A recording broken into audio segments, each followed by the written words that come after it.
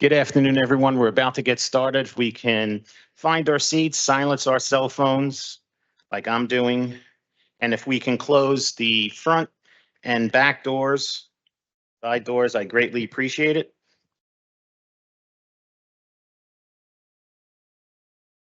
Good afternoon, everyone. We are on the record. Today is Tuesday, the 11th day of February in the year 2025. This is a City Council caucus meeting of the Jersey City Municipal Council. We had a scheduled 4 p.m. start. The clock on my cell phone is showing 4:06 p.m. May we have a roll call for the commencement of this caucus? Councilperson Ridley. Here. Councilperson Prinzary. Here. Councilperson Baggiano. Councilperson Soleil. Not here yet. Okay. Councilperson Solomon. Gotcha. Councilperson Gilmore. Councilperson DeGise. Here. Councilperson Rivera. Here. And Council President Waterman. Here. Okay, we have 8 council members in attendance at 4:06 p.m.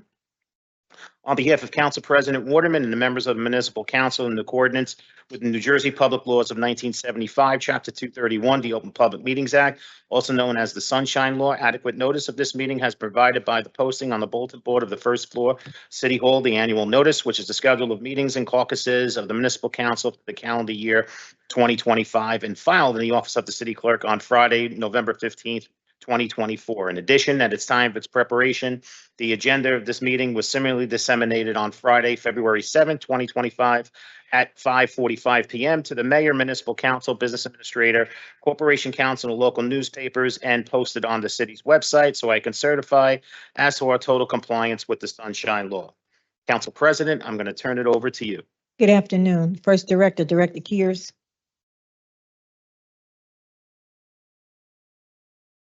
Good afternoon, President Waterman, members of the council. I have 5 items before you today. First is item number 1012, Resolution 25-100. Resolution will authorize the award of a contract to Millennium Communications Group to provide 4 mobile surveillance camera trailers with automated license plate readers capabilities. Total amount of the contract is $324,032.88 and is funded through the FY22 UASI grant. So that was, Greg? 10.12. That was 10.12. Sorry, I was Greg for a minute. Next is 1019, 25-107. Resolution will award a contract to Nielsen Fleet Incorporated to provide various emergency lights and sirens for the city's emergency vehicle fleet. Total amount of the contract is $60,000 with a temporary encumbrance of $5,000, which is available in the Division of Automotive Services operating account. Next is item 1020, 25-108. Resolution will authorize the award of a contract to T-Slack Environment Services to provide replacement fuel towers at various city fueling locations. Total amount of this contract is $63,255, which is available in a DPW operating account. Next is 1021, 25-109. Resolution will authorize the award to TK Elevator Corporation for elevator repairs at various city-owned buildings. Total amount of this contract is $60,000 with an encumbrance of $15,000, which is available in the Division of Buildings and Streets operating account. And the last is 1022, 25-110. Resolution will authorize the award of an open-end contract to Western Industries North to provide pest control services for city-owned properties. Total amount of this contract is $150,000 with a temporary encumbrance of $10,000, which is available in a DPW operating account. Hey, Greg, with regards to 10.12, these trailers, these trailers are in addition to what we have, or they slated to replace what we had? No, we're replacing some of them, Councilman. They've been in service over 10 years, but as every one of you will know, I get requests for this type of equipment almost daily. We're able to quickly put them out on the street where we do not presently have cameras, and the addition to the ALPR. Right, they're the mobile trailers. Mobile little one. Yeah, Okay. I mean, and the best thing about these are connected right into our system. Okay. Thank you. Thank you. Steen. Good afternoon, Council President, members of City Council. I have one item in front of you today. Item 10.6, Resolution 25-094. It's a resolution authorizing the city to execute an indemnification agreement with Liberty State Park and authorizing the risk manager to issue a certificate of insurance for the continued use of Liberty State Park by the city for our various city events. Question. Thank you. Thank you. Singh.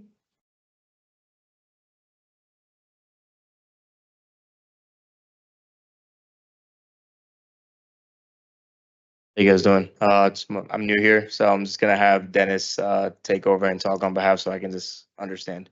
This is Ray. Sorry, this is Ray Singh. Can I have the papers? Sorry, we have item number 10.2, resolution 25090 regarding the cash management policy, the cash management plan for the city of Jersey City. Are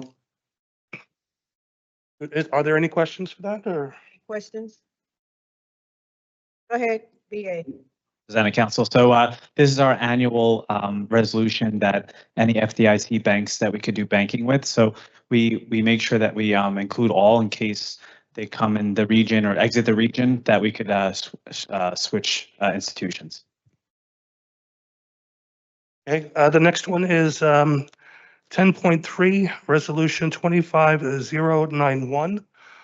There are 7, it's for the petty cash fund, it's establishing the petty cash fund for the year. There are 17 departments, and it's a total of $5,000. So most of them get $200, a couple get $100, and there's a $100 item. I think that's it. Thank you. Okay, thank you. Jennifer?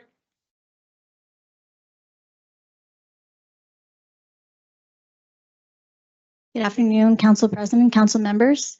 Director Jennifer Wong, Division of Traffic Engineering. I have 5 ordinances and 3 resolutions for you this afternoon. It'll go quick, I promise. First one is. Say that for the meeting. The first item is 3.4 Ordinance 2512. This is to slightly modify the times that parking is prohibited by PS 16 on Washington Street on the west side. The new times will be school days 7 to 9 between Grand and Morris Street, and 2 p.m. to 4 p.m. From Grand Street to Sussex Street. 3.4. Next is item 3.5, ordinance 2513. This ordinance is for reserved parking. All of these locations were approved at the December committee meeting. Item 3.6, ordinance 2514. This ordinance is to progress the next phase of no turn on red at intersections, 30 intersections. Yeah, 30 intersections as part of the Jersey City's Vision Zero strategy to make intersections safer for drivers, pedestrians, and cyclists. All of these locations are near schools, parks, and protected bike lanes. Jennifer, or I guess legal, once we, is there any, I guess we can't, the issue I have with these new, no turn on reds is the notifications. People don't get notified in a good amount of time. So I wanted to ask, but then I think that we can't do it from a legal perspective. We can't put it earlier than we vote on it. So is there any other notification mechanism? Sorry, the real notice is when it's changed. Like, that's it. So, I mean, if the council people want to disseminate the information knowing that it's changed, but it is public and published. as a suggestion, knowing we have the 20-day period between, should this be formally adopted, 20 days maybe to work with the graphics team and put something out on social media. So that way, when it is officially law and as the signs are going to be installed, 'cause I know that's also not going to happen 20 days after this ordinance should it be approved. We will have that time, but that I think would be a really great way to share the information. And then the council can also have flyers so we can have something to hand out as well, because to Councilman's point, this is going to be a pretty big change and people just aren't aware of it. So they're not going to follow the law because they're not thinking about the law, not because they're not law abiding, right? So, well, anyway, it's out on that. But if we could do something like that, that would be great.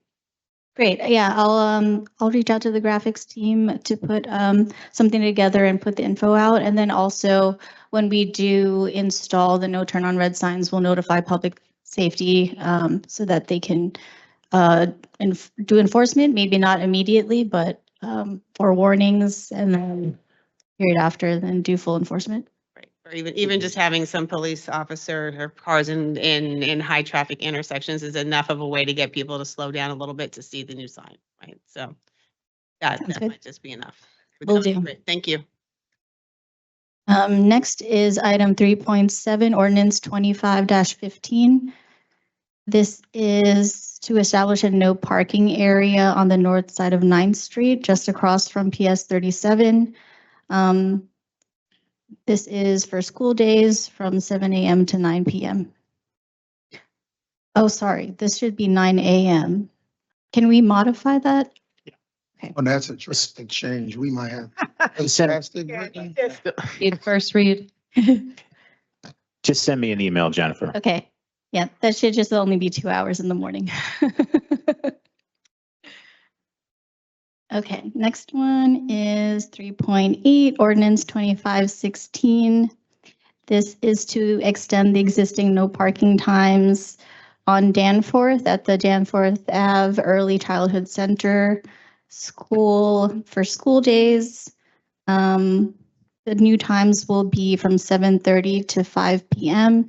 This was requested to accommodate the morning and afternoon drop-off and pickup, half-day dismissals, and after-school programs.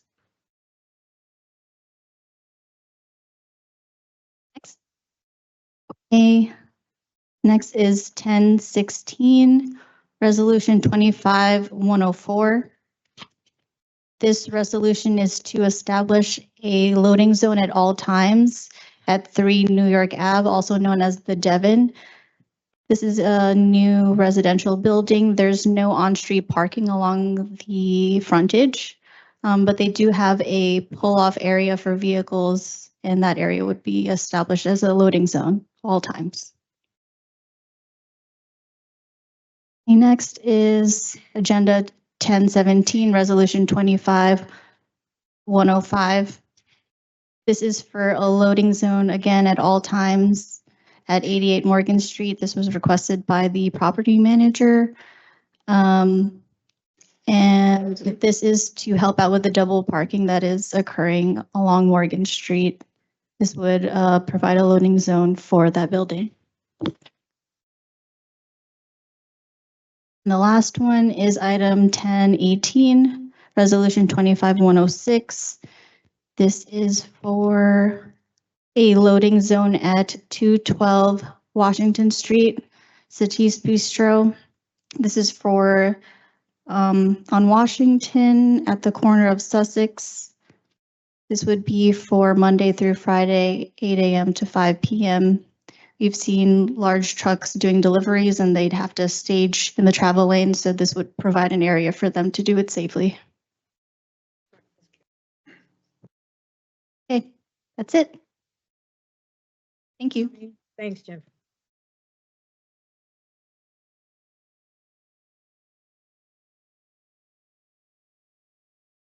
Good afternoon, Council President and council members. I'm Brian Rands with the Division of Community Development.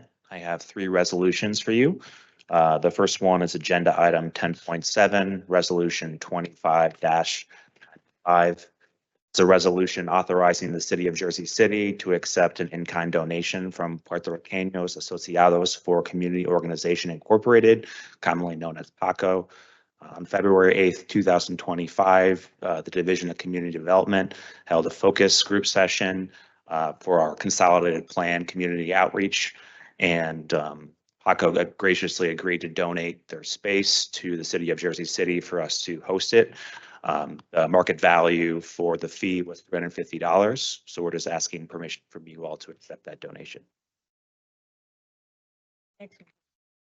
Okay. The second resolution is 10.8, Resolution 25-096. It's a resolution of the Municipal Council to authorize the business administrator to execute a discharge of mortgage encumbering 338-340 Holiday Street.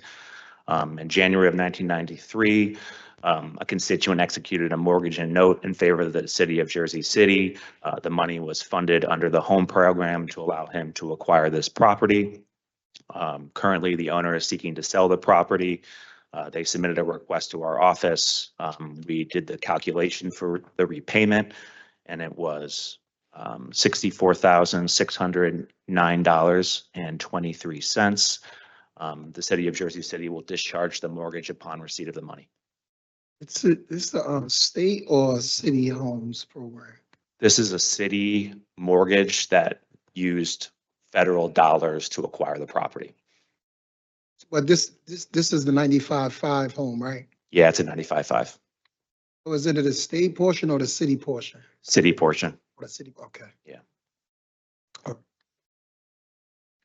And my final resolution is agenda number 10.9, resolution 25-97. This is a resolution authorizing the reprogramming of funding and amending program contracts under the Housing Opportunities for Persons with AIDS program for program year 2023. Pursuant to resolution 24298 in April 24, 2024, the city awarded Hudson County Resource Center $980,000 to administer a TIBRA program, that's tenant-based rental assistance.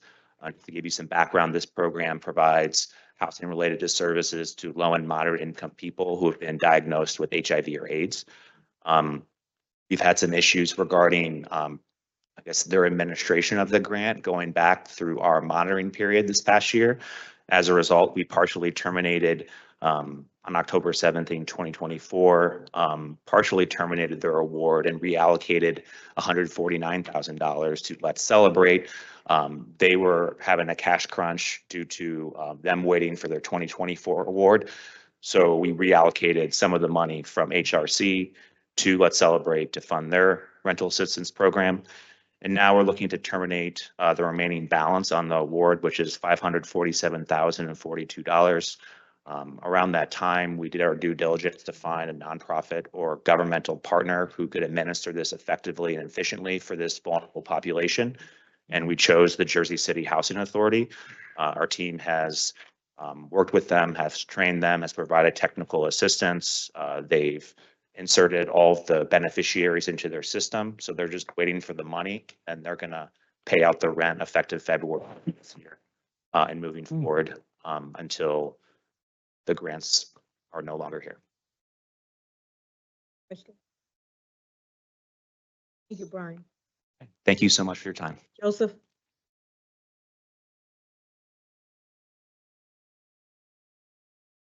Good afternoon, Council President, council members. Joe Severini, Building Department. I believe it's item 3.2, ordinance 25-010. It's an amendment to the City of Jersey City Construction Site Safety Manual.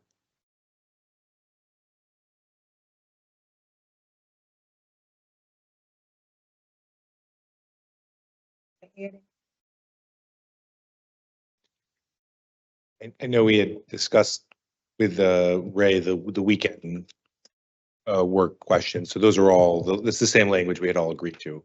It's the same language, yes. No, just whatever the noise ordinance is on Saturdays. Okay, great. We're gonna have inspectors available. We have one inspector available every Saturday from One? 7 till 3. That's overtime. But the amount of violations that's going on, you'll be able to pay for 5 people on overtime. We do bring in a lot of people we catch on Saturdays. They all get summonses and get their work stopped. We can bring in a second if they want to pay the second inspector. I think, Be up to Mr. Petro. I think we should visit that, because I just don't see from the ability standpoint for someone to be able to man the entire city. Ideally, you want one in each ward, but at the very least, you should have one on either side. I agree, we can get other people out there. My guys don't mind working the weekends for enforcement, and as long as they're there, they're told, make sure the summonses are issued. Okay. Pay 'em. They'll make it. They'll make it. We just gotta pay them, that's Be it. buying their mother. Thanks a lot, Joe. Thank you very much. Everybody. No. Amanda? I said what?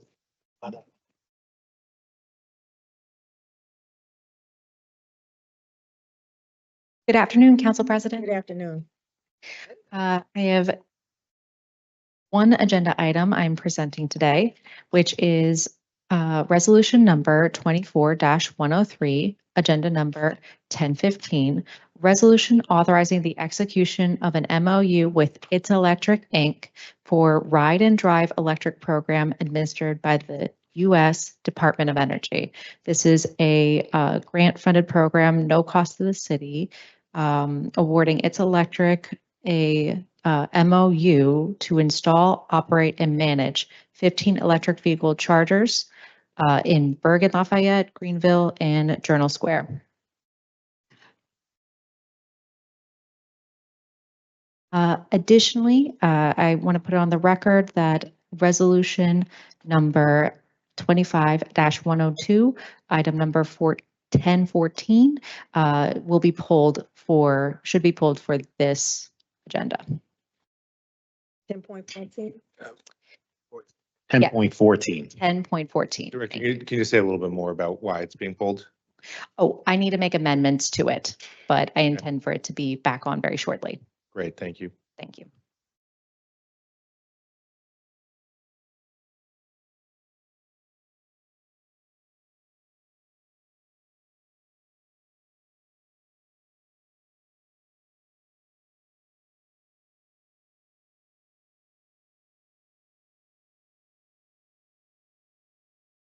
Good afternoon, council members and council president. I'm Laura Tecuri from the city assessor. I have two resolutions today. The first one is resolution 25-092, item number 10.4, a resolution granting a veteran's exemption for the block 11101, lot 16 from local property taxation pursuant the New Jersey statute 54-4-3.30 in the property address of 311 4th Street. Property owned by 100% disabled veterans are eligible for 100% disabled tax exemption on the primary residence.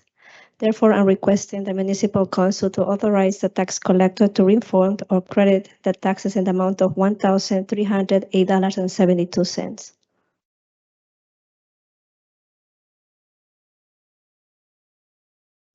The second one is resolution number 25-116, item 10.28, a resolution authorizing the cancellation of the prorated 2024 added assessment taxes on the block 11506 lot 2.01 for the qualifiers P0649 through P654, which is a total of 4 parking spots.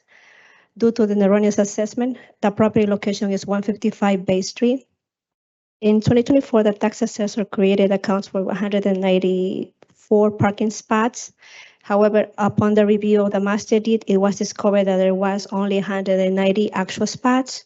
As a result, the tax assessor deleted the accounts for 2025 and corrected the erroneous assessment value in 2024.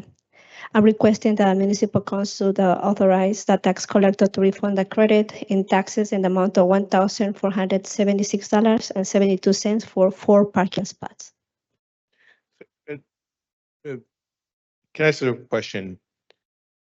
It's sort of just this brings up a different question, which is that we've had a few people believe that they were overassessed related to some of the affordable housing, rules related to the Powerhouse Arts District, right? So they were in affordable units, but their assessment got raised. And I believe ultimately was lowered once it was clear what the affordability controls were.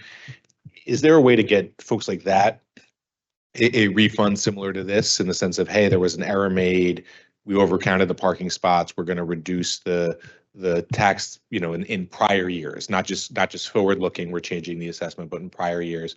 Is there a way to do that if we think an error has been made in understanding the affordability controls, and so if someone was overassessed, and so we're not just changing it going forward, but also going back? I mean, it's in case by case basis. I had to check what kind of properties and what are the restrictions. I usually get notified about the affordable after everything is closed and done. So they supposed to at least let me know with some time ahead for me to be able to put a note or hold in the reassessment. It is properties when I know that it's going to be affordable. I just keep it a lower value until I come up with the restrictions. For many cases, I never got notification after everything is actually being assessed and built. No, I know that. But I can review that. I and mean, it's especially in case by case. I had to see the restrictions Yeah. since when, it was after the reval, before the reval, so I Right. need to review the property. Okay, yeah, because I mean, a lot of these were older properties that are getting closer to their 20 or 30 years, but aren't there yet. And we didn't have a good system of tracking them internally in the city 10 years ago. But I can send you the specific properties in question to see if it merits looking a backwards look. I know we've fixed it forward looking, but if it merits a backwards look too. Okay, I will review them. Okay, thank you. Have a good night. Danny? Council President, before Danny comes up, I just want to mark Councilperson Saleh present at 4:28 PM. So we have all 9 council members present. Thank you.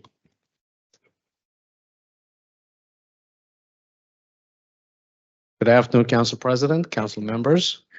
For your consideration, I have one item. It is agenda number 10.1, resolution number 25-09.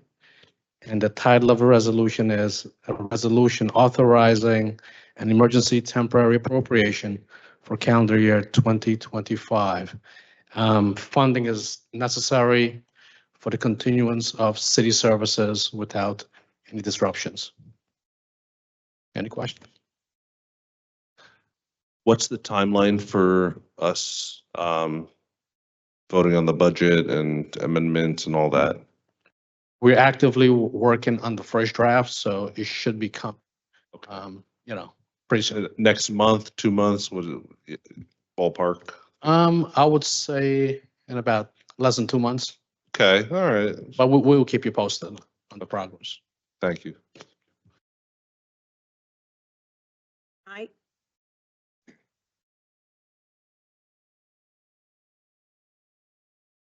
Good afternoon, Council President, members of council. Mike Manzel, Director of the Division of Transportation Planning. I have 2 items on the agenda this for next council meeting. They're actually related to each other. The first is agenda item number 10.25, resolution 25-113. This is a resolution to authorize a 3-month extension of the Via Jersey City service. As you're all aware, last year, we authorized the third one-year renewal option, the 5th and final year of the original via RFP, the on-demand microtransit RFP. We did issue a new RFP and we received 2 bids on November 21st.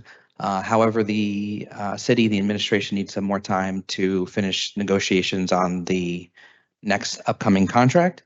So we're looking for a 3-month extension under the existing contract, same budget, same number of weekly hours, just to get us through the finalization of the terms for the next contract.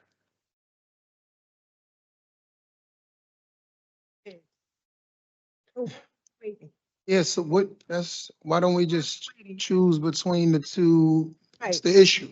There is a recommended vendor that's been proposed, but the terms of that new contract are still being negotiated between the vendor and the city. So how do they bid? Right. What's that? Again? if you bid, you Correct. bid contingent upon a certain set of guidelines. right? Correct. There were two different proposals there were two different sort of situations that were asked for in the RFP. And both vendors provided the two different options, and now it's just a matter of weighing the two different options, basically. And that takes 90 days. It's taking a little bit longer than anticipated. It's up to 90 days, Councilman. It just authorizes the contract extension to be that long while the contracts are being reviewed and negotiated. Don't select them. Be in trouble. Do we have to extend 90 days? Will we have to extend the 90 days if we select the other vendor? If it's not via, because it's two up for bid, it's two proposals, right? There were two proposals that were received, correct? Right. So we extending via for 3 months. 90 days, right? So now it comes back 30 days and we do not select via. Will we have to keep them the extended date? That's what I No. want to know. Okay. No. It's just maximum 90 days. That's it. Can you remind me how much the VIA contract was? For the previous year, it was approximately 7.4 million. So this 3-month extension would be for just 1/4 of that amount. So it's up to 1.8 million for the 3 months. Okay. All right, just checking. Okay. Any more questions? And Next one, Mike. the other agenda item related to it is agenda number 3.11, and that's ordinance 25-019. This is authorizing the city to execute an extension of the lease for 70 Igi Avenue for the lot that's being used as the parking lot for the Via fleet right now. As part of the new RFP and the new contract, the vendor is required to provide their own parking lot. They do have a lot selected. There is a plan to do that lot, but because they're not able to sign a lease on that parking lot until they have a new contract with the city. So it's basically just also extending the lease for that lot for another 3 months while the contract is being finalized and signed for. Like, this is really angering me with this contract and with VIA overall, because initially when VIA came, they had their own lot. Then they went to the lot on Iggy. Then we requested that trees be planted because the additional fumes in the area. Then the conversation came about the next vendor getting their own space. Then we did an extension, and I said, why are we doing an extension? I said, oh, we got to do it. Then we did another extension. We was like, oh, how many extensions? Oh, this should be the last one. Now we're here again. So for me, it's like I just don't see the benefit and constantly keep extending and paying for the lot and not allowing them to have their own lot. Understood. Just hope this don't take 90 days. I can't imagine it taking 90 days. If RFP went out, it could have been 70 components in it. There's a process for the RFP. There's times allotted to do that. And now we're asking for continuation after continuation. I don't know what the details is. I don't know how far one is off from the other, but I just hope that this is sorted out sooner rather than later. I'm not supporting it, just so the record is clear, because at some point we have to be stern on what we say when we say we're not giving extensions and then we give an extension, although this is almost a reasonable explanation. But again, we said at the last extension, we wouldn't grant any more extensions, but we're here giving the extension. No, yeah, I understand your frustration, Councilman. And just for clarification, it's no cost to the city. It's a free lease for that lot. And the original lot actually was provided by the city as well as part of the original contract. But I understand your frustrations. And yeah, I do understand, last time we said it was the last extension, which we do intend it to be, but because the contract isn't finalized, that's why we need the extra 3 months. So I hope we don't have to fund them no more. I just hope not. I just hope not. you and I New both. contract. I hope we don't have to fund them. Just hope not. Easy. Thank you, Michael. Thank you. That's it, Sean. I have no more.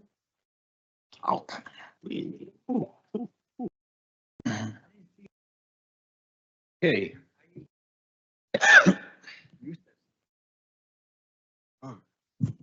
Taking it from the top.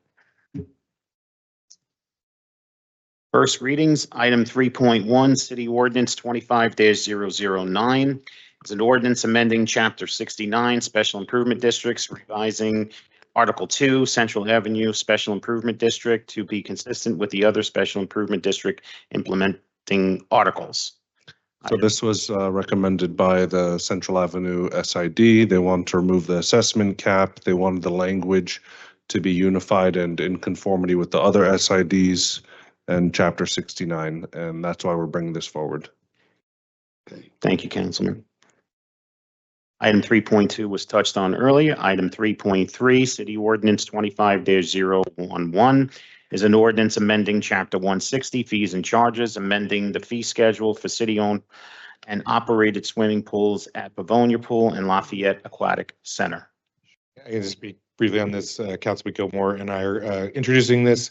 We want to wait a year after the pool fees have been implemented to see their effect, and we don't believe they've been the right decision for the city, so asking the council to reconsider. Just a very, very quick history, Pavonia and Lafayette were free until 24. We passed in 23 the ordinance putting the fees on adults, but not on children. We took the fee off children for Pershing, but kept it on for adults. Implemented in 24. My understanding is Lafayette Pool had about 47K in revenue. Pavonia Marion had about 8K. That was obviously a little bit less because of the closure, but not a massive amount that is that we cannot cover in other parts of the budget.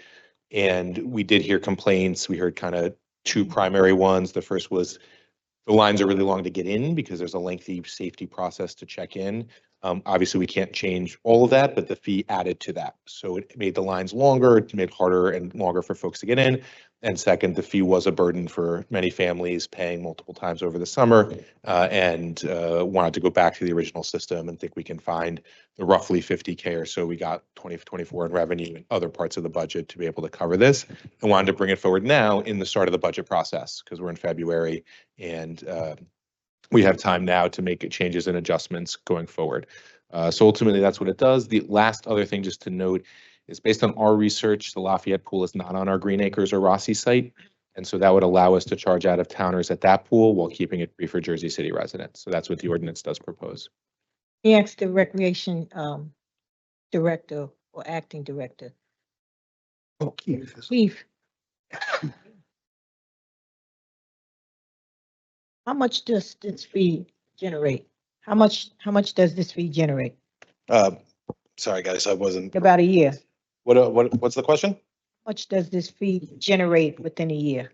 It depends which pool you're talking about, but Overall, just give us overall because we want to cut it off. Yeah, each pool, please, if you could tell us. each pool, Councilman Solomon's. She wasn't ready for it. That's why. Yeah, I totally was. Overall. I have all the information, but I wasn't ready for it. But so we're looking at Lafayette being around 50,000 for the summer. Looking at Pavonia being about 20 grand, maybe 30 grand. We had a couple months where it wasn't happening, and then Pershing's around 50,000. So so then I just want to make sure once we decide, and we have to decide if we take this fee back, would this affect any other program? Because now you're talking about 100 and something thousand that we have to find in the budget, correct? Correct. So what will it affect? At this point, I haven't gone through You haven't gone diligence on it, but I don't think it'll affect much. So what do you think it I affect? have concerns as well, actually. I just want to know what it affect if we pull this money back. Yeah, council, so what we usually do with something like this is we look at the appropriation compared to the revenue. If the revenue item is reduced, then we have to find an appropriation in the budget that would also offset that. Doesn't have to be specific to a recreation item, but we'd have to live with the reduction of a hire somewhere or a service cut of something of that nature.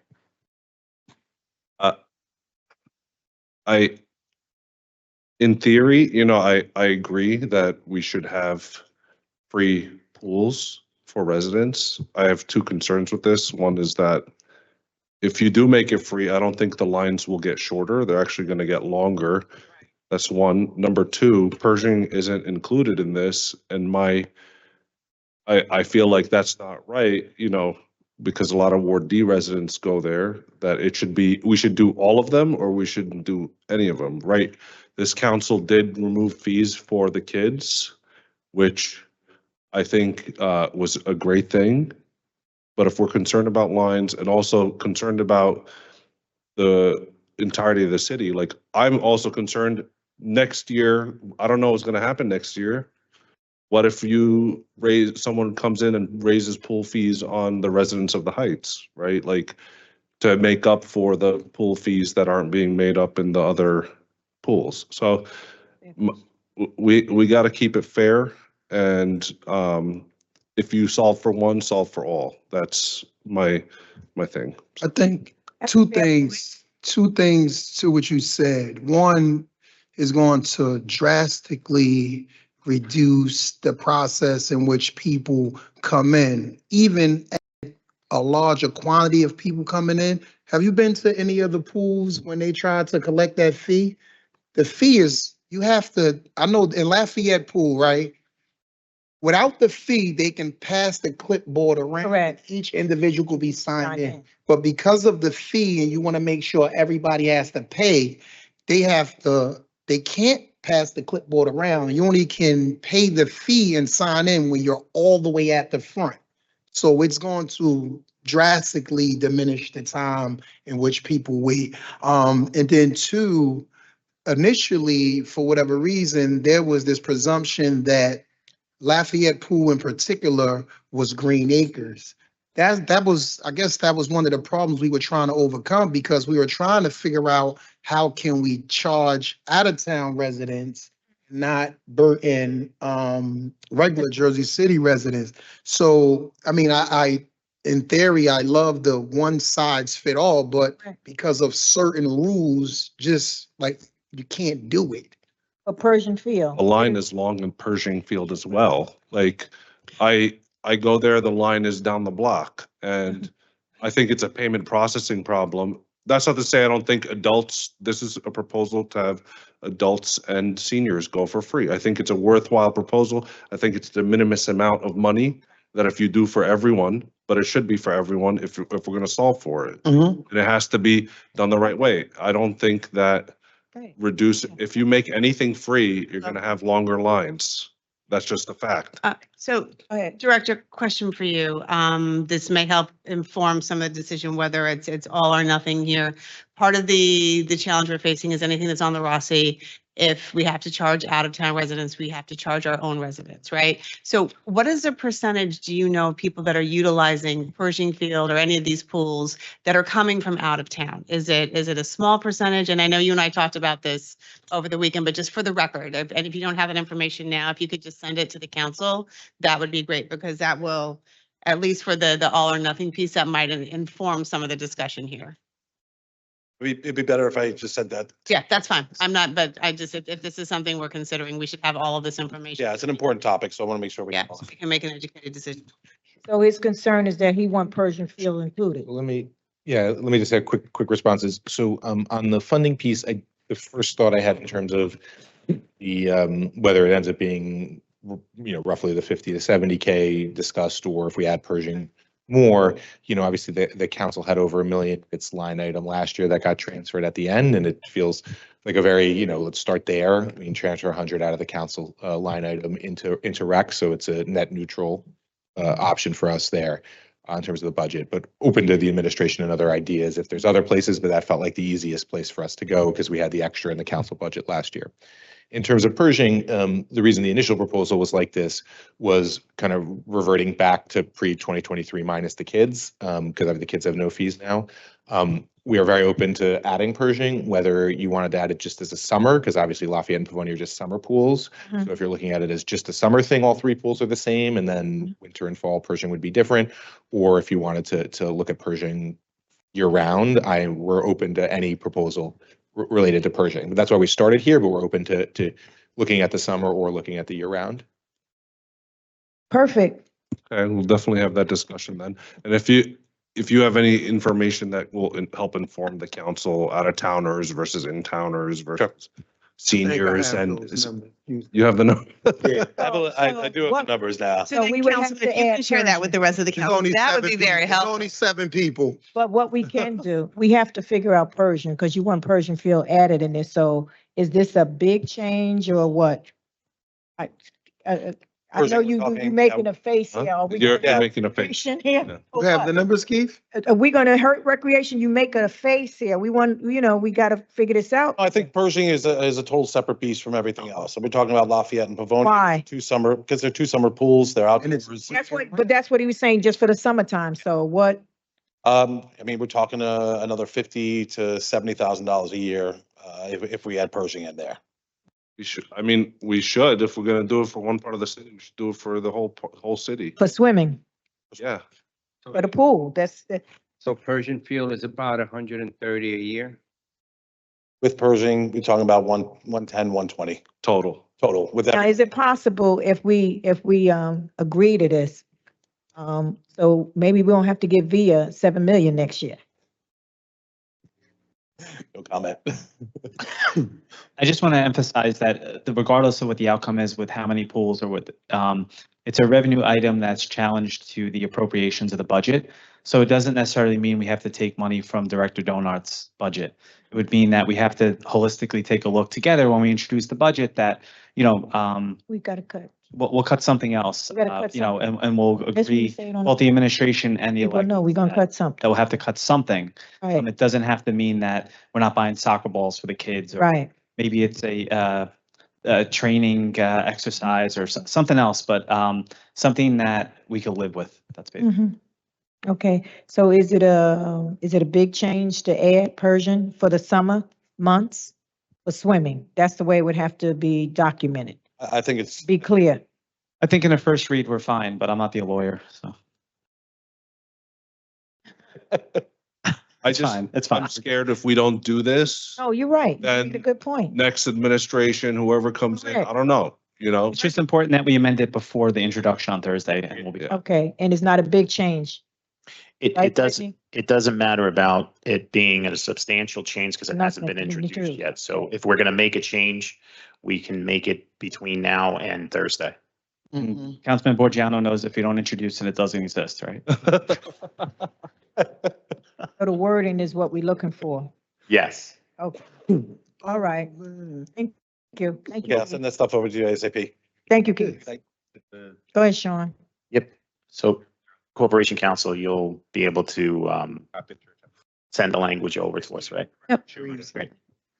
All right, items 3.4 through 3.8 were touched on earlier. 3.9, City Ordinance 25-017 is an ordinance approving a 23-year tax exemption, authorizing a financial agreement for a multi-site affordable rental project previously renovated by Roselle Avenue Redevelopment Urban Renewal pursuant to the New Jersey Housing and Mortgage Finance Act of 1983, as amended and supplemented NJSA 55:14K-1 exec, and the rules promulgated under NJAC 5:80-1 exec.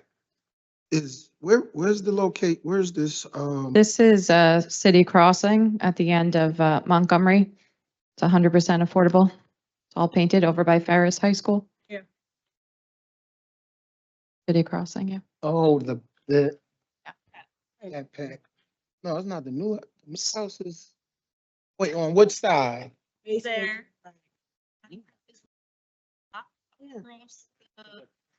We can't hear you. Sorry. Are we on the record or? Okay. They just was giving me a visual, Sean. That's Oh, okay. okay. And just for informational purposes, the owner who's submitting it says this is for first read tonight. He'll be available at the next caucus meeting or council meeting for the council to ask any additional questions. It is a 100% affordable property. Trying to keep it.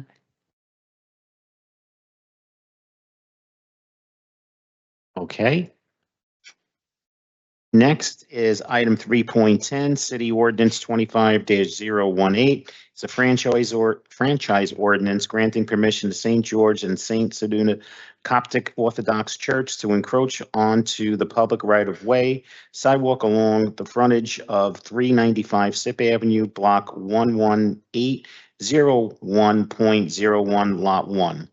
We have the attorney here to answer any questions that the council may have. And there was a handout that we passed out as well. President and members of the council, my name is Ronald Shalja, and I'm with the firm of Schuman Hanlon. And I've had the privilege of representing the Coptic Church from the inception of this project up until now.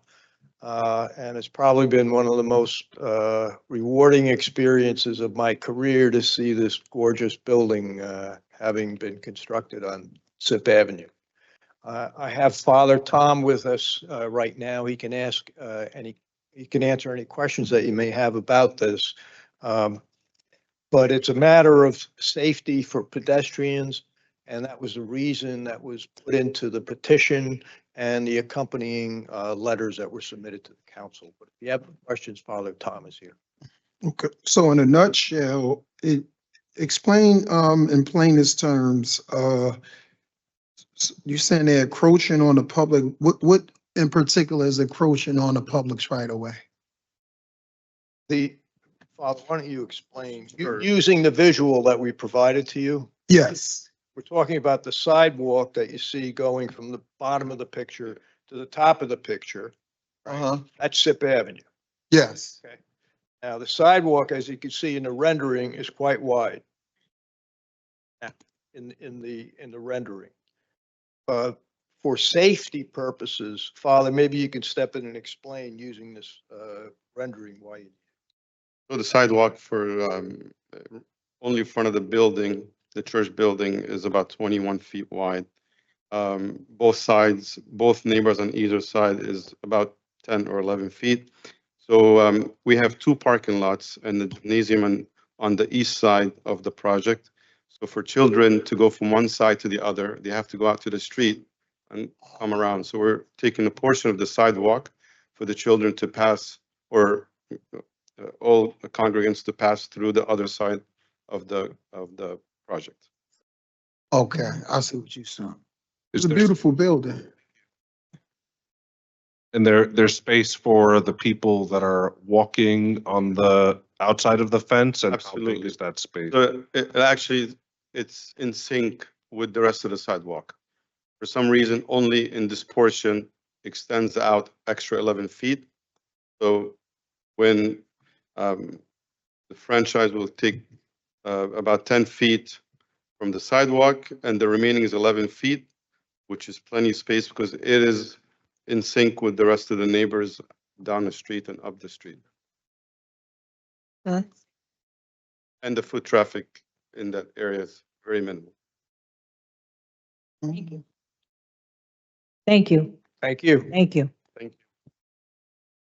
Okay, next, item 3.11 was touched on earlier. Item 3.12, City Ordinance 25-020 is an ordinance expanding the boundaries of the Exchange Place Alliance Special Improvement District to include sections of Marin Boulevard, Christopher Columbus Drive, Morgan Street, Bay Street, First Street, Steuben Street, and Provo Street.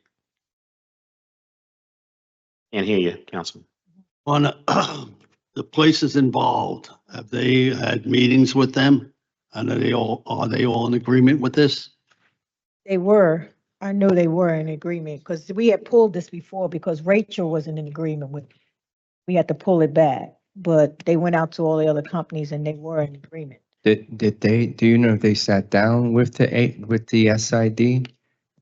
Not Is- Rachel, she's not a. No. If they said, Council, we do have the representative, legal counsel from downtown, but exchange rather, but they did review the map with Rachel's comments and update it. They did. But he'll explain a little bit more about the process. There's no is there any overlap with historic? No overlap with historic downtown. If you can just identify yourself for the record, Patrick Conlon from Scrinsey Hollenbeck. We represent Exchange Place Alliance. you can just bring that mic up a little. Yeah, sorry. Patrick, just so, Patrick, sorry, on the couple quick questions. So first, the map clearly shows that there's no overlap. And when I was looking at the property list, I did see like addresses on the other side of Yeah, so Aaron? we asked, when we asked Butch Tattaron's office to create the list, we included the addresses of properties just on the other side as impacted. It's not, we don't have to notice everyone within 200 feet, Right. but we notice people across the street. Okay, and are you intending to notice just the folks paying the assessment, or are you intending to notice all property owners in the powerhouse? So I'll have to review the statute that governs that, but we're planning to notice everyone that we're required to notice. You're right that the individual residential unit owners aren't subject to the assessment. Right, I had gone back and forth with Don Pepe on this. Yeah. I just need to know the clear answer, because the thing is, if you're noticing all the residents, what it does is just create all kinds of questions, right? Because everyone's been, Correct. am I being taxed? And they're not being Yeah. taxed, but then all of a sudden we're getting 500 phone calls into the office asking if they're being taxed. So we just need to know, clearly who you're going to notice. Is it just the people who pay the assessment, or is it every property owner? Because if it's every property owner, then the letter has to be extremely clear. And then we have to have like a clear meeting for folks to be able to get their questions answered. Sure. So I guess I'll discuss that with Brittany. I think we only have to notice the people who'll be paying the assessment. No, so how we've been doing it is we notice everybody just in case at some point they can become part of the people assessed, if something changes. So, But what do you want, James? Because it's confusing for you. right, and what we did. That's what he's we- saying. We He's did saying- do different letters and have, hey, if you're in Schedule A, you're being assessed. Hey, if you're in Schedule B, you won't be assessed, you're just being noticed. Councilman, to add to that, what we did when we did the historic downtown SID, the clerk usually does the letter. We put a point of contact relating back to the SID. Right. That way yourself, the clerk, or not anyone else is getting flooded with calls, but the SID who has the most knowledge of it can receive those calls and answer any questions if they have them. Sure, okay.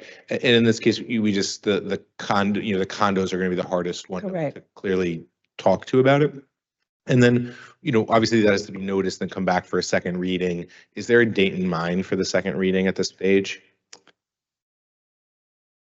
It can't be next meeting, too close. Right. It would either have to be March 12th, March. and we would have enough time to notice it, or anytime in March. Sure. And then the last thing I just request from the Alliance would be just one Zoom meeting between now and the second reading. So anyone who has questions can just speak and just have them answered. I think it's all pretty self-explanatory.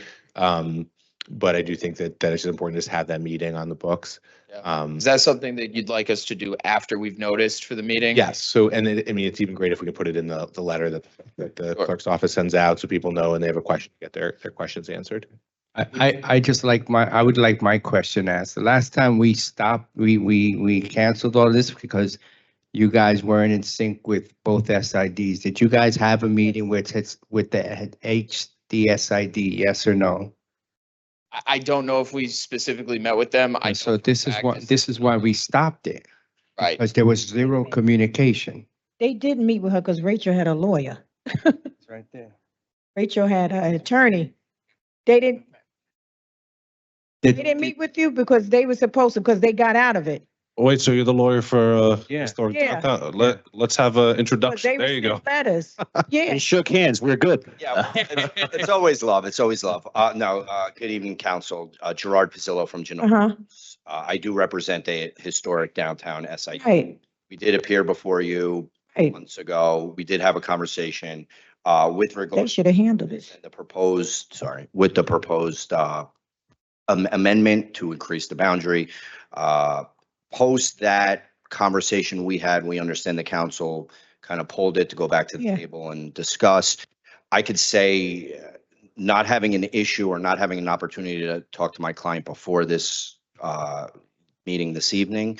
We did not meet with Exchange Place Alliance prior to this. I could say that on the record, but I'm not here to say we're opposing the proposed boundary expansion.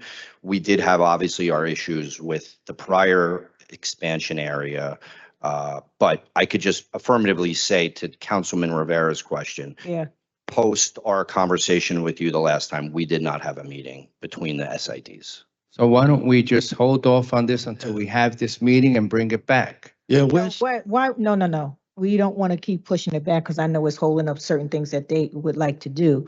It doesn't come back until the end of March. You have enough time to set up a meeting with the historical HID. That you have enough time to do. Because I know that there's plans that they trying to do and we keep pushing it back, Yeah, I get that, but I just don't like when they say, you know, Said he didn't we're know, not but I gonna know it. meet, we're gonna meet. We have to meet before this comes back. It's on the agenda. There's no meeting. And here we are, you know, we're gonna be voting on this on Thursday. Yeah, and First reading. how come Rachel isn't here? Does Rachel know what's coming, this was coming up tonight? It's got to come back. What's Rachel's last name? See, He's a new attorney. But Dawn is not here. So, The yeah, issue- the main attorney who works on this is Don Pepe, my It's Don boss. Pepe, So he's not here. I've been involved in a lot of this. Right. I don't necessarily Don Pepe's know not all of the here. people. So we could certainly try to make a meeting happen with just between the SIDs. Yeah, That can happen. We could try to make that happen before Thursday. I know that our proposed expansion does not overlap with this. with theirs, which I think was the main point of contention the first time around. So I can't promise for sure. I don't That know is, everyone's. if you look at the map that's in the Right. packet, it is clear that it's Marion clear. Boulevard and the east is now the Correct. expansion area. for I know that. change and the- We had a map last time and it wasn't clear. And they said it was clear. This is the only reason why I'm bringing this up. So, you know, if you guys can meet before Thursday, it's fine. But the last map we had on the record was we are not overlapping and you guys were overlapping. And that meeting never happened. And now we have a resolution for an adoption. Just have the meeting before Thursday. Yeah, Just have a meeting before Thursday so Rachel can see this map and get clarity to make sure she's. attorneys, they just like, yeah, it's Yeah, I not mean, that y'all- hard to set a I'll talk to meeting up Gerard here. right after this. Hard. Of Yeah, your people as soon as talk I to can his. talk to him without Yes, interrupting. I have do. these people talk. That's it. Shake his hand again. Okay? You guys can talk. Make Awesome. sure and look at Thank the you, maps and Council. make sure historical Any other downtown questions? district is not in it. That's what this was Yeah. about the first time. Sorry for your first. No, please, that's quite. No, that's what you get paid for. We not Right. sorry. You That's get it. good answering the question. He gets beat up harder from judges, not from us. And just a Okay. suggestion, I mean, it's up to the administration if they want to do this or not, but you know, we can just say, we'll introduce it and then it'll be up for second reading March Right. 26th, which is Could do the that. last meeting in March, which I think will give ample time. Yeah, we'll also try to stress to get something done by Thursday. Okay. They work a lot of hours. Could Right there, comment on that. Okay. This is, We got a Snickers, we can. go ahead. All right.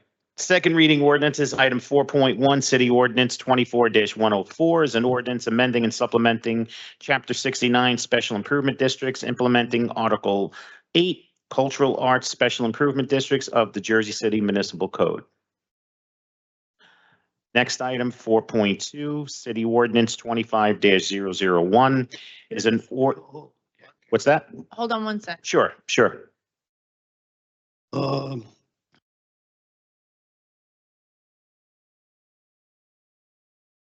First of all, there was a meeting, 1 second, let me find my notes.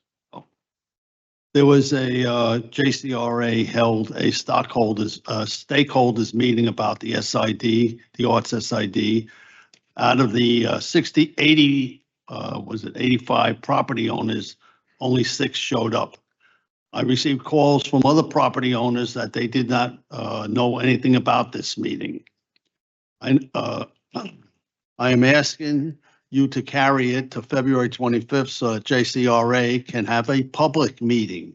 The property owners have many questions. At the meeting the other night, which I think Mira and I were at, they said that property values will go up. If our property values go up, we're going to be paying more taxes. I'm already, as I said the other night, paying $18,000 in property tax, and the services are getting less and less. So if my property value goes up more, I'm going to be paying more. And most of my neighbors, the residents of Ward C, are tired of it. So we have to sit down, we have to explain where the money's coming from, who's paying for it, and exactly what's going on. And at that meeting, many of the questions that the developers asked, I met with some of them this morning. We had a meeting up in Journal Square, and they were a little confused about this whole thing. And I think it has to be presented a heck of a lot better than what it was the other day. So as the councilman said, I was also at the meeting the other morning with the stakeholders. And one of the questions that had come up that people were looking for clarity on had to do with the timeline of this. Obviously, if you were to go by our statute, it would be first read, second read, approximately however long that takes, 20 days for it to become law, and then they could start working from there. But knowing that there still may be some questions about the projects altogether, do we have a timeline? Does it make sense to put in something like a trigger to have a little bit more clarity? So the property owners really, that for me was one of the biggest takeaways. They don't understand the timeline and they don't know how to prepare for that. Absolutely, Councilwoman.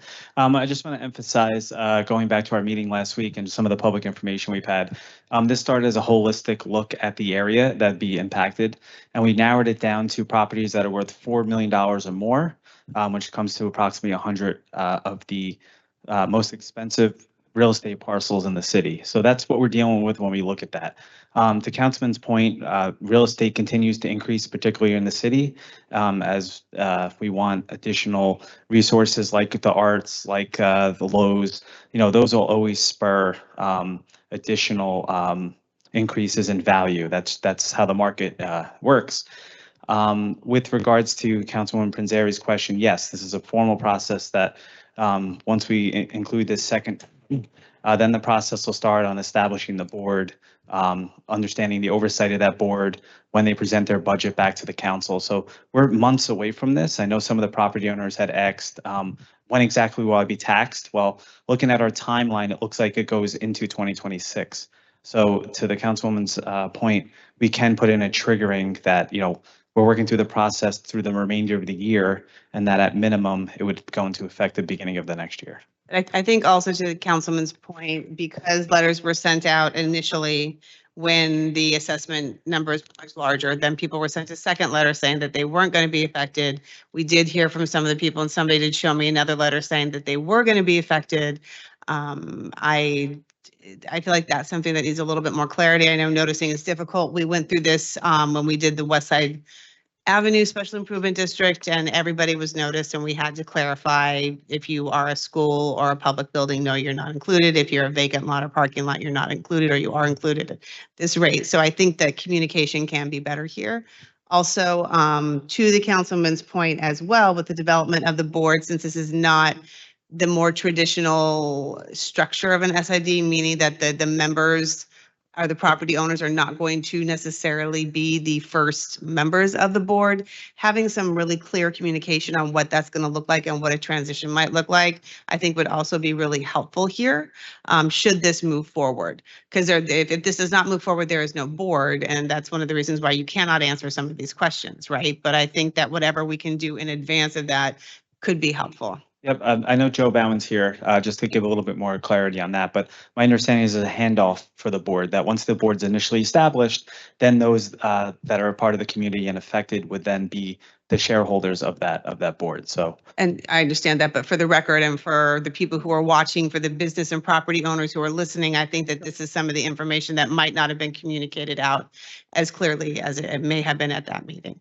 Even though Joe did a very good job presenting, this is no talk of his actual presentation, but sometimes people need to hear the information more than once for them to truly understand like how it's going to impact them. Yeah, John, and if you go on the computer, the Pompidou in France is going to be closed in 5 years. The place is a wreck. And you read some of the comments about the Pompidou in France, you know, what's going to happen here? Why are they coming here? To raise money? I think this should be delayed. We've got to have more explanations and more issues have to be solved. Hey, John, you said, it's only 100 properties that's going to be affected by this SID. So, and I don't know if this question was answered before, why can't this SID be expanded? Why can't the current SID be expanded to encompass this? Yeah, Joe, yeah. Thanks, Councilman. Joe Bauman. So we've first, I think it's 85 properties. 85, okay. Yeah. And the notice that went out, there was two, one to the 85. It said you're specially assessed. The bigger district that's not assessed got a letter as well as required, but it says you're not especially assessed. There was, I think, one property that was on both lists because they have two codes in the tax assessor's office, but every other property owner, as far as we know, got the right notice. It's a great question. Can we expand this? Councilwoman asked the same question. I think some of the folks at the stakeholder meeting have asked that.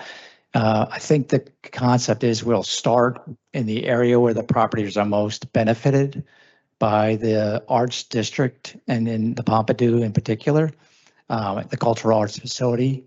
We picked the most valuable properties. So properties between 4 million and I think we have a property worth 250 million. So these are the most valuable businesses in the Journal Square. And to put this in perspective, the expected SID tax, now it'll be up to the management corporation to set a budget and you to approve it. But by order of magnitude, our anticipation could be that a property worth 4 million would pay about $2,000 a year. A property worth 250 million would pay about 125,000. But the expectation is, and I know Councilman Bojano and I spoke about the challenges with property values going up and how that hurts people on fixed incomes because taxes go up with it. But the businesses, for example, in my example, worth the property worth $250 million, if they just get a 10% increase on their property value, right? So now that's a $25 million property value assessment increase. And all we're asking for them to do is contribute $125,000 toward its districts with an expectation that they might have their property value up to go $25 million.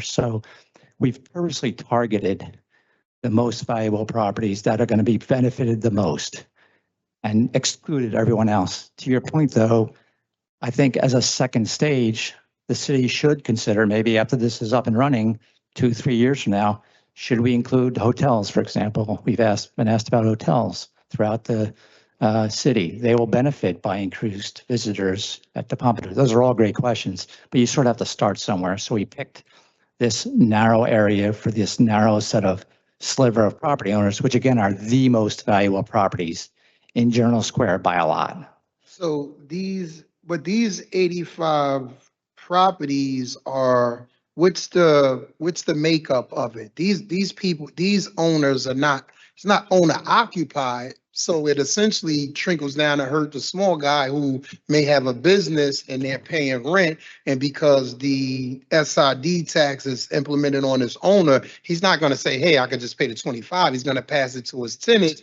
which may have regular citizens working and stuff like that. So we've heard that concern also on the tenants, right? It might be about $10 per month per tenant. We've heard the concern that these incredibly wealthy property owners may decide instead of paying that $10 per unit per month, I'm going to put it upon one of my tenants. I think the market doesn't work like that. They're going to charge whatever they can for that unit, and they're not going to necessarily pass through or not pass through this $10. So I understand the concern about the tenants and or the smaller business owners, but those, my view is that the rents they pay, either the tenants or the landlords, is driven by the market at the end of the day. And, you know, if this incredibly $250 million asset decides they want to pass down this $10 a month to each residential unit, and the market won't allow them to do that. I don't think it happens. Frankly, the solution to the market problem is going to be the numerous number of units that are being built in Journal Square, right? Competition. And to the more units is going to drive those prices down at the end of the day. I can't wait till we get to that period because they've been saying that for the last, I don't know how many years. And it's the more buildings go up, the higher the price and the cost of living around this. I mean, as Councilman Ogiano talked, there's a bigger discussion about how taxes get charged, real estate taxes happen in Jersey. That's a big issue and a problem that's not unique to Jersey City, but it is somewhat unique in the sense that you have these incredibly valuable properties, right? And this incredible demand to live here. And then you have a lot of people who've been here a long time who are struggling because their property values are going up and the taxes are going up with them. And they just want to be able to not pay a lot of taxes. They don't care as much that the property values are going up. But I can tell you the people that are paying this SID tax, they care about their property values going up. That's the most important thing to them, is that their property value is going up. So this, again, in the $250 million piece of property example, that's going to have a benefit of, call it conservatively, $25 million.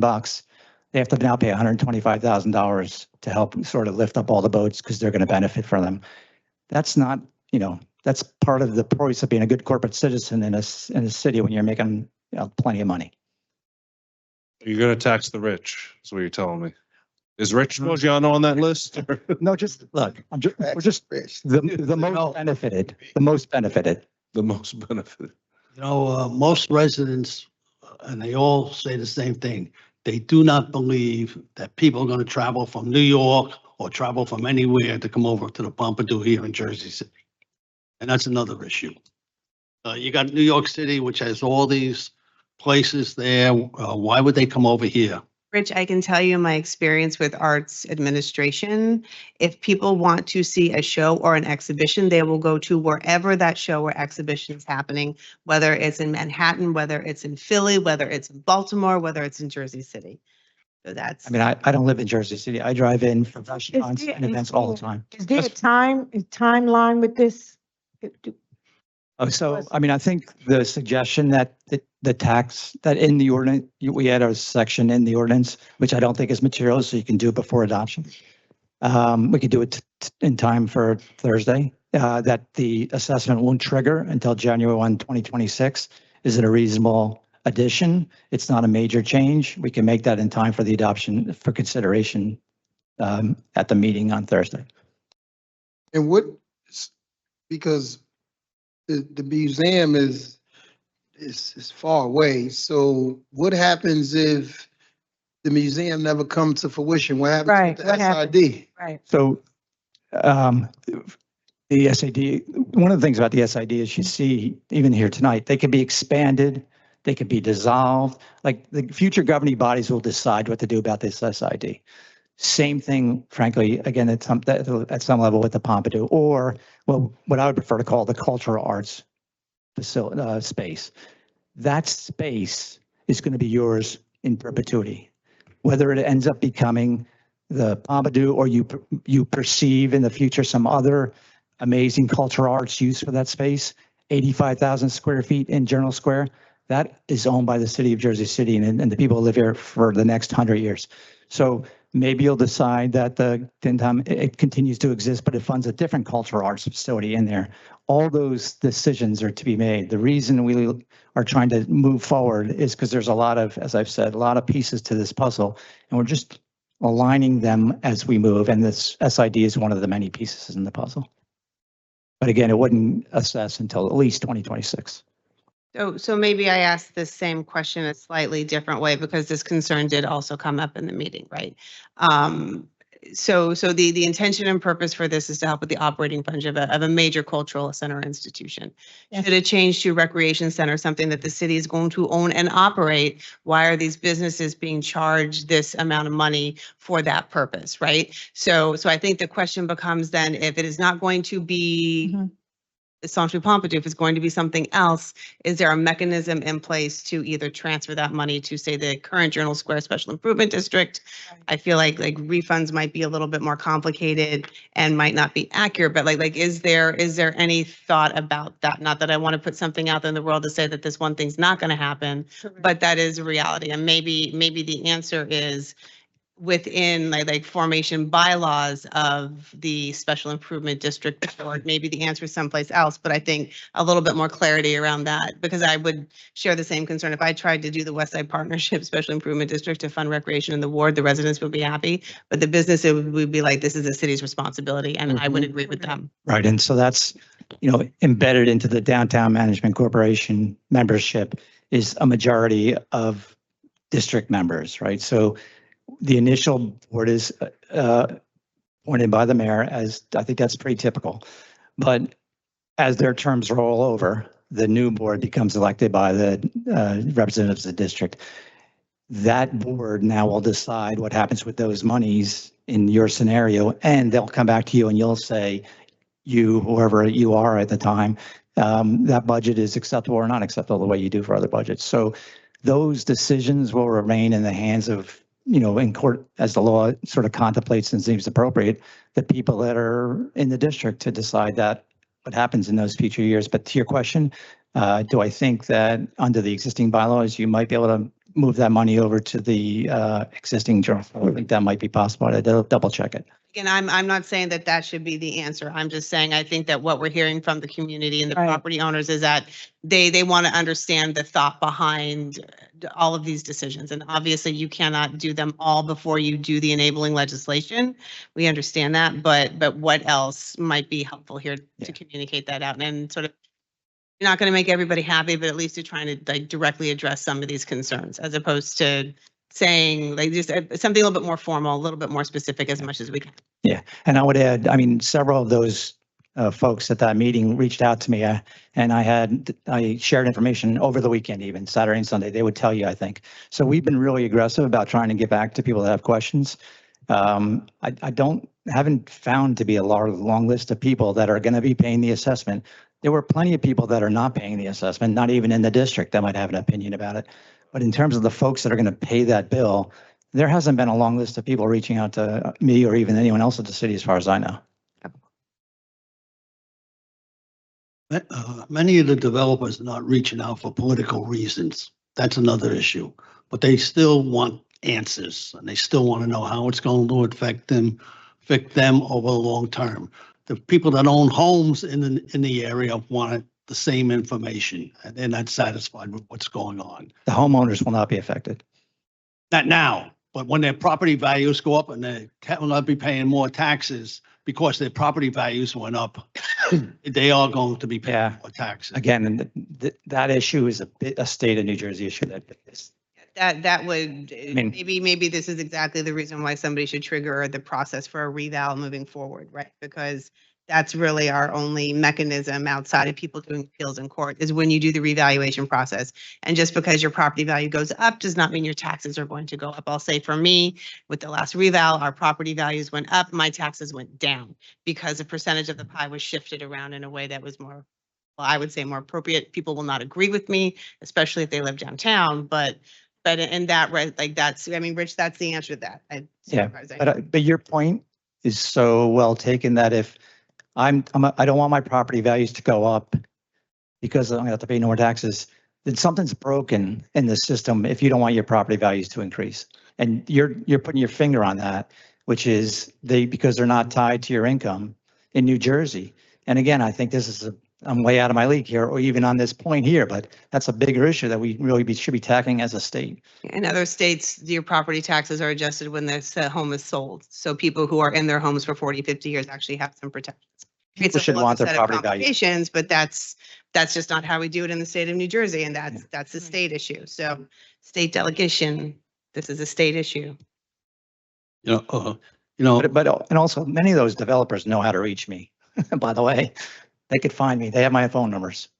Job creators. A lot of them think the old mentality of Jersey City and politics. So, please. I don't know where you're from. I don't know how much you know about Jersey City, Joe, but I'll tell you something. People are looking around, they see all these new buildings, all these giant buildings, and their taxes are going up. And all these improvements are doing nothing for the people that have lived here for 40, 50, 60 years. And we're driving a lot of them out of the city because of all this. I feel what you're saying, Councilman. I do. Okay, did we exhaust this conversation enough? So for the record, it's between 4 million and 250 million. I think, Being impacted. I think we have one for 250. I have to go check, but yeah, there's very valuable properties in there. Okay. What is it?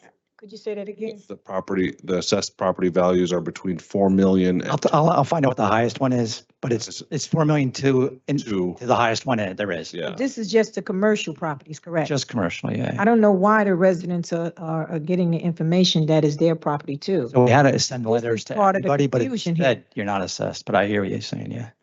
But These are Joe, I can hear. very valuable commercial properties. This is a concern. That's why Rich is getting all these phone calls, because a lot of the residents, I'm hearing this conversation. He keeps saying the residents, the residents, the residents. So evidently, we're not doing a good enough job to get the information out there with the community so they can understand the difference. Yeah. I know every time we do an SID, we go through this because it is, somebody's being taxed. And so often it is the little guy that can't afford it that, that is being taxed. So that is our concern. I mean, I believe SIDs are good ideas, but I know when you're starting to create one, I think you really have to take it slow because it's really a process. And you can see all the confusion. And I'm listening to both council people who were at the meeting, and there's still not clarity on certain issues. Yeah, I mean, I stayed till we didn't stop talking until they were done asking. That is a concern. And I know one of the concerns is with the funding, when the money come in, does this help fund? Everybody keeps saying the Pompidou. That's what's out there. We'll keep funding the Pompidou. If by any chance that it cannot completely fund the Pompidou, then the city, they want clarity on that. Do the city have to pick up the remaining funds that is necessary to fund the Pompidou? That is concerned with the residents, because then they say they'll be taxed. Yeah, I've said this, I think, hopefully, but I've never been clear enough. But we all, Yeah, people just the Pompidou Museum can't go forward unless the city and the redevelopment agency have identified secure sources of funding to build the entire Pompidou and to have it operate for a significant period of time, because the tax credit program itself requires a feasibility study. So we can't put a shovel in the ground until all of those questions get answered. How is it going to get paid for and built? Correct. How's it going to be operated? And we just don't have those answers yet, which is why we're sort of taking it step by step. This is exactly what the businessman the other day said. They asked these questions and you didn't have the answers. I have all the answers we have today.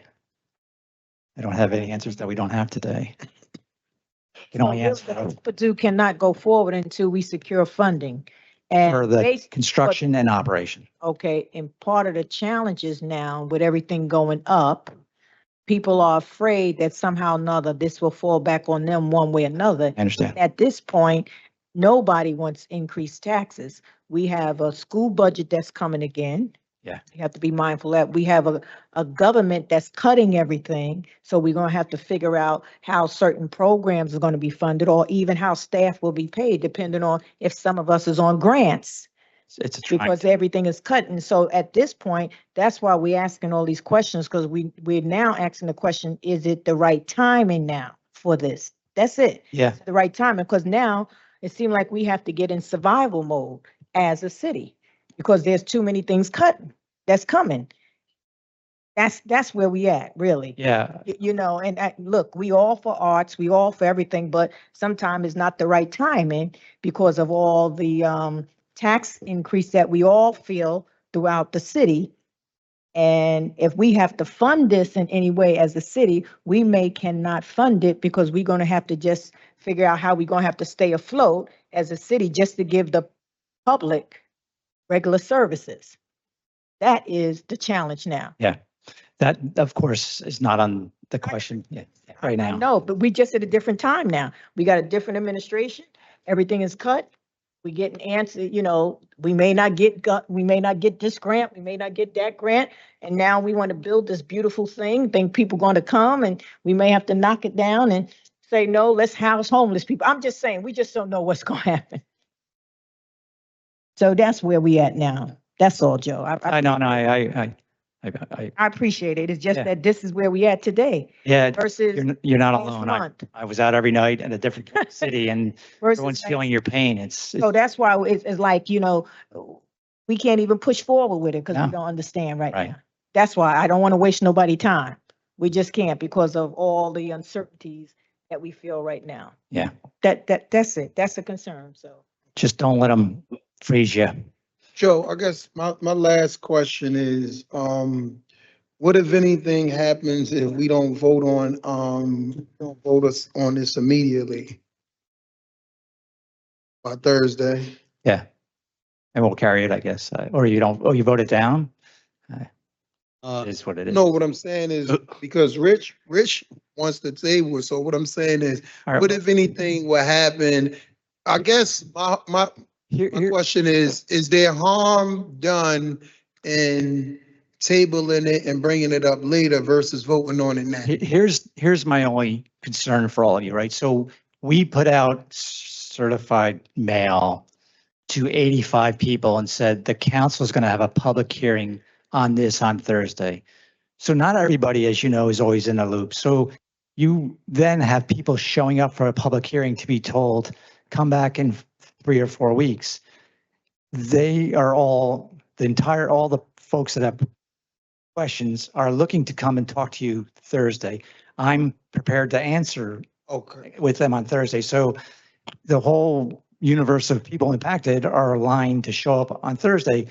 So I don't know that it's fair to them even to say, oh, I hear you, it happens, I get it, but I know you came here, you arranged your schedule, whatever you did, never mind, we're going to come back in 2 more weeks. So that would be the biggest issue for me. I would say I would let them come and talk to them. You sent 85 notice out to the properties that's going to be affected? Well, all 400 or so got notices. One notice said you're not assessed. One notice said you're assessed. I didn't do it, but I think the clerk's office did or the law department, but yeah. And you sent that same amount of notices out for the meeting you just had too? So for the meeting, we only invited the stakeholders, which were the ones who were being assessed. We didn't expand it to the whole 400 people because we didn't think it would be particularly productive. So we only invited the 85 at that meeting. And I should say that was our third attempt at a meeting. We had a meeting before that. We sent out notice. It probably wasn't fast enough. We only had 1 or 2 people.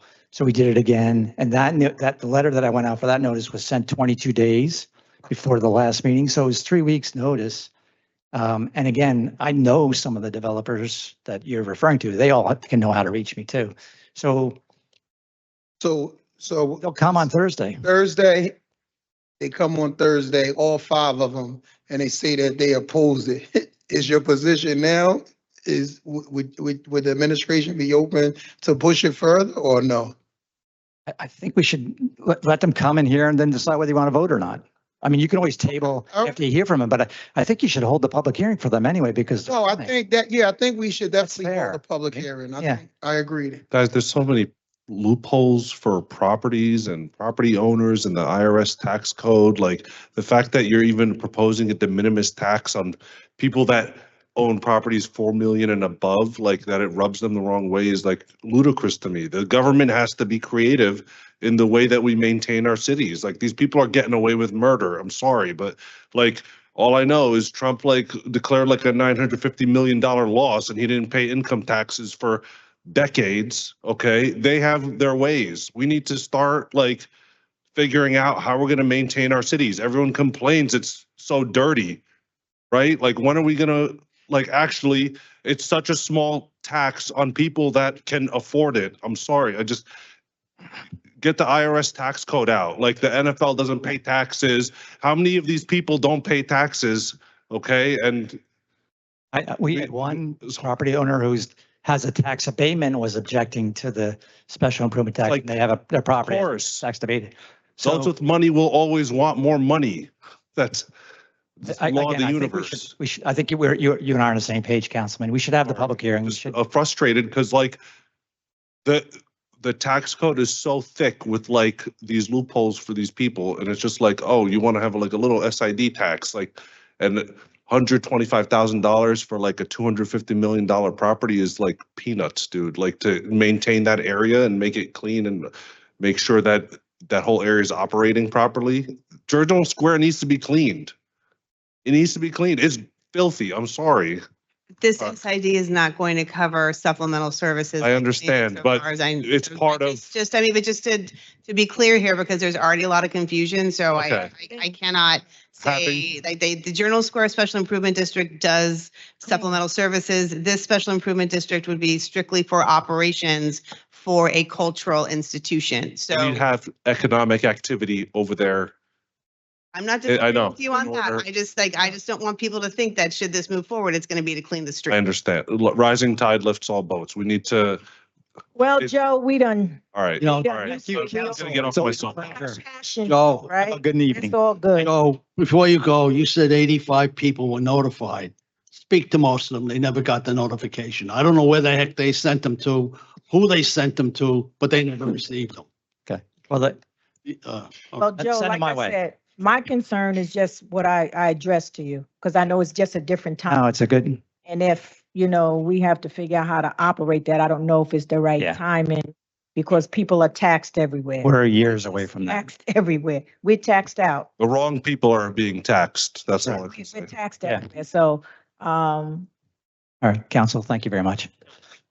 John, Denise, you want to say something? John, I'm asking. Wait a minute. Denise want to say something? Joe, I Oh, I'm was going to ask, can you recirculate that list of the 85 properties? Yeah, I think it's still on our website, but we'll send it around, right? Yeah, yes, Thank you. thank you. This way we can know, we can. It's the Schedule B to the ordinance, but we can send it to you. Rich, Rich. No, John, I think most of us up here want this to be carried over until there's further explanations and further information given out. And that's, We're gonna have a public hearing on Thursday. We'll have 3 or 4 of the most wealthy people that own land in Jersey City come. And if you decide that you don't want to tax them, that's your decision, but we're looking to use that for the arts. This is the first step in a process that would create a board and then establish the tax. We're not asking for tax tomorrow. This is well into 2026, but this is the initial point to get AIM access into the process. So we're going to proceed on Thursday and take it. I'm going to ask for it to be carried. And let the council decide on that. We should have a John, public hearing first. Speak to the homeowners. What some of the council would like is to have a public hearing to hear from the public. Rich, That's what we want to hear. Hearing the public. We want to hear from the public because part of us, Let's see what they say. Yeah. then you can carry it after that. We're gonna point, have or the you can public vote it hearing. down, or you can vote for it. But we want to hear from the public at this point. Council, we're going to have the public hearing, and just to Councilman Borgiano's point with the noticing, he's saying constantly that the homeowners are sick of it and they're tired. So clearly they were noticed. It's that they didn't care enough to show up. So They didn't care enough to show up because nobody knew about it. No, I'm talking about the 85 that were at. Nobody knew. Right, that's enough. Councilman, how can they not know about it and then complain about it? Right. That does make sense. Okay. Okay. Hey, Sean, so we'll have the public hearing and from there we'll see, because we want to hear from the public. Okay, because I just wanted to be clear, if you're looking to carry, I don't want to belabor the conversation that we just had, but if you're looking to carry it, that means you're going to carry it without a public hearing. So we got to hear. If you're going to have a public hearing, then you can decide whether if you want to move to vote or you can table it after the close of the public hearing. Okay, all right. Those are your options. I just wanted to put it out there. And just to clarify with the notices real quick, we noticed about 1,300 people in total because we noticed the approximately 85 that are being taxed and then the additional 1,200 people within the SID. So we would have to renotice everybody If they carried it. if they carry it. Want to hear the public hearing? And how much did that cost? It's costs dealing with the rich. Significant amount of money. Right. No, John, you're saying, public hearing. Most people are so disgusted with stuff going on in the city right now. They don't even want to come out to things. Well, they need to come out. That's the problem, Rich. They need to come out so we can hear from them. Councilman, just part of the process, we're going to provide them an opportunity to be heard. Let the reverse Robin Hoods come. We need to hear from the public. That's why public comments are important. This way they can address the whole 9 council. Normally, we can't all meet at one time because of the sunshine law, but this is the proper place for us to meet, for the whole council to hear what everyone is saying. Instead of getting 2 this way, 2 that way, 3 that way, This way we all can hear and make our judgment from there. Motion. Go ahead. Oh, wait, we on, no, I'm about to say. Okay. Did we finish? No, Go ahead. yeah, we are. Item 4.2, City Ordinance 25-001 is an ordinance adopting amendments to the Morris Canal redevelopment plan, including regarding standards in mixed-use C and mixed-use E districts. Item 4.3, City Hey, Ordinance. hold on, Sean. Oh, sure. Chuck, can you come up?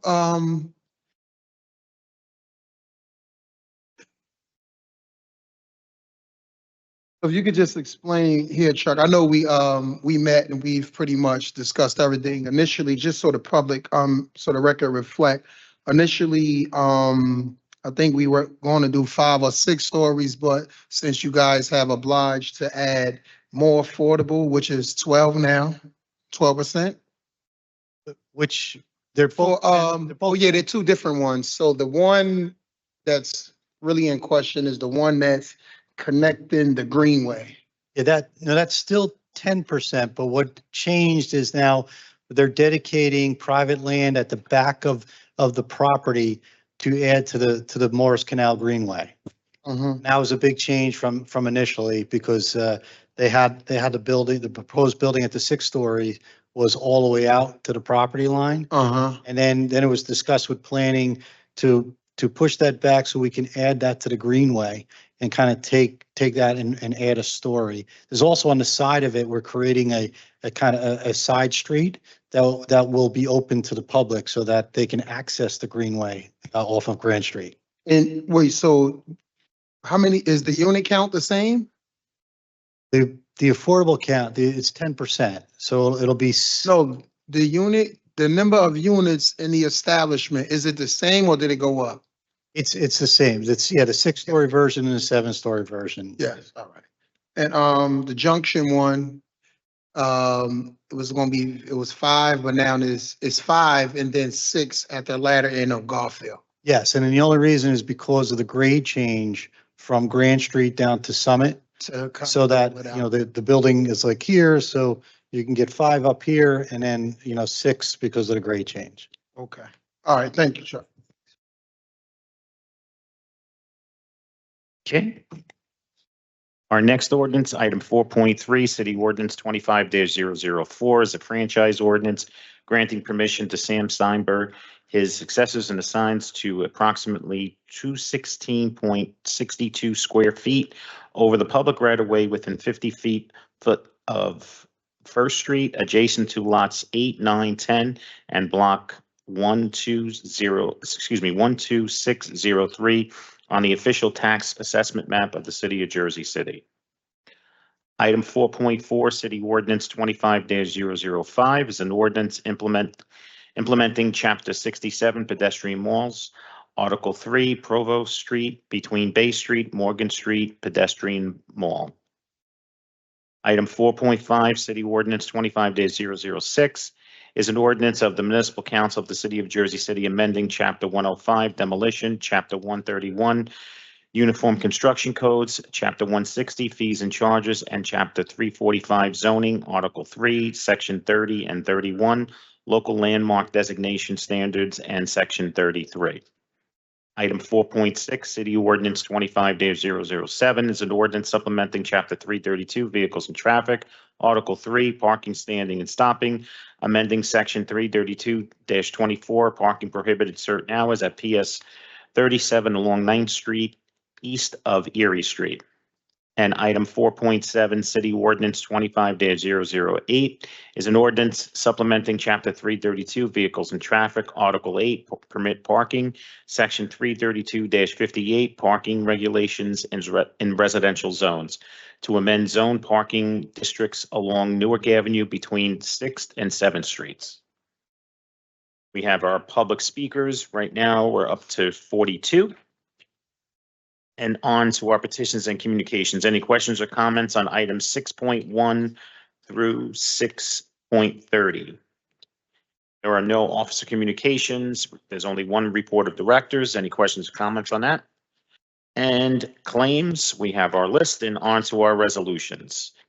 Items 10.1 through 4 were touched on earlier. Item 10.5, Resolution 25-093 is a resolution celebrating the life of Juanita McUrchin, October 27th, 1949 to December 30th, 2024. Items 10.6 through 10.9 were touched on earlier. Item 10.10, Resolution 25-098 is a resolution authorizing an amendment of professional service contract with Dr. Mary Aldomore for providing additional animal services for the Department of Health and Human Services, Division of Animal Care and Control. Item 10.11, Resolution 25-099 is a resolution authorizing the payment of a claim submitted by Associated Humane Society for providing animal control services for the Jersey City Department of Health and Human Services, Division of Animal Care and Control. Item 10.12 was touched on earlier. Item 10.13, Resolution 25-101 is a resolution authorizing an agreement with H&L Systems Incorporated for the annual support of proprietary computer software without public bidding for the Department of Administration, Division of Information Technology. Items 10.14 through 22 were touched on earlier. Item 10.23, Resolution 25-111 is a resolution of the Jersey City Municipal Council approving the appointment and reappointment of city council members to the boards of special improvement districts, also known as district management corporations. Next, item 10.24, Resolution 25-112 is a resolution authorizing the settlement of action entitled Danielle Sinan versus John Doe, docket number HUD-L-897-22. Item 10.25 was touched on earlier. Item 10.26, Resolution 25-114 is a resolution appointing Ashley Sullivan to the Women's Advisory Board of the City of Jersey City. Next, item 10.27, Resolution 25-115 is a resolution of the City of Jersey City Municipal Council authorizing the tax collector to apply erroneous collected land taxes towards February 1st, 2025 pilot payment due from KKF Block 5B Urban Renewal LLC, 33 University Place, and credit the entity. Item 10.8 was touched on earlier. Item 10.29, Resolution 25-117 is a resolution of the Municipal Council authorizing the tax assessor to cancel real estate taxes on Block 17503, Lot 1.01, also known as 125 Monitor Street, as the property was acquired by the Jersey City Redevelopment Agency. And last but not least, item 10.30, Resolution 25-118 is a resolution of the Municipal Council authorizing the city to enter into an equipment lease purchase agreement between Lease Servicing Center as the lessor and the City of Jersey City and the County of Hudson, the State of New Jersey as the lessee. Hey, I have a motion to adjourn at 5:53 p.m. by Councilperson Saleh. May I have a second? Second by Councilperson Prinzary. On the motion to adjourn at 5:33 p.m., all council members present by acclamation, please say aye. We are out of here at 5:33 p.m. Thank you so much, everyone who was present and everyone watching at home. Remember, teamwork makes the dream work.